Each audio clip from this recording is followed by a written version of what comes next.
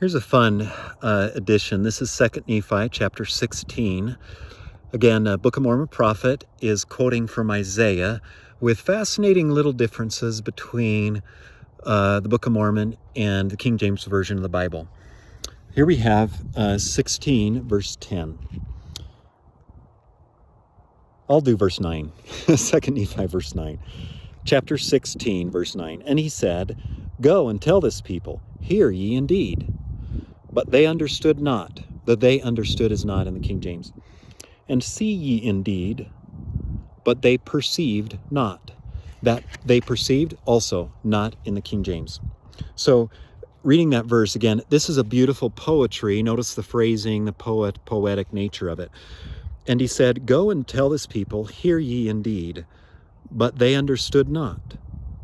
And see ye indeed, but they perceived not."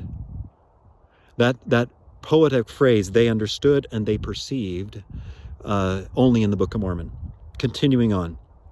"Make the heart of this people fat, and make their ears heavy, and shut their eyes, lest they see with their eyes, and hear with their ears, and understand with their heart, and be converted, and be healed."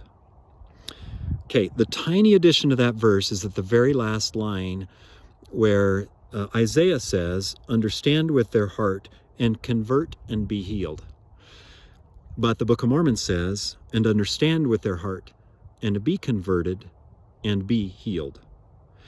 Just a little fun addition to the poetic nature of these verses and these phrases when the Book of Mormon enhances, I feel like, just adds that parallelism to the poetry that's a little bit different and perhaps even more Hebraic. I'm not an expert in Hebrew, but I do love the poetry. I'm going to read those two verses one more time with the 2 Nephi parallelism complete. "And he said, Go and tell these people, hear ye indeed, but they understood not. And see ye indeed, but they perceived not. Make the heart of this people fat, and make their ears heavy, and shut their eyes, lest they see with their eyes, and hear with their ears, and understand with their heart, and be converted, and be healed." What I love is the parallelism there with "be converted and be healed." To think that is how we can be healed. Converted to follow Christ, to believe in Christ, to make a covenant with Him, to be converted and to be healed. The other thing that's fascinating about that is the passive nature of the word "be." That reminds me of grace. We must depend on grace. We can be healed. We cannot heal ourselves.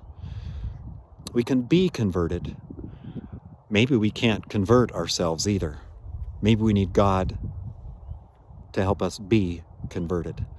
So again, we're passive recipients of God's grace. And I think that's a fascinating addition. Just that little "be converted" instead of "convert." Anyway, fun little addition found in the Book of Mormon, not found in the King James Version.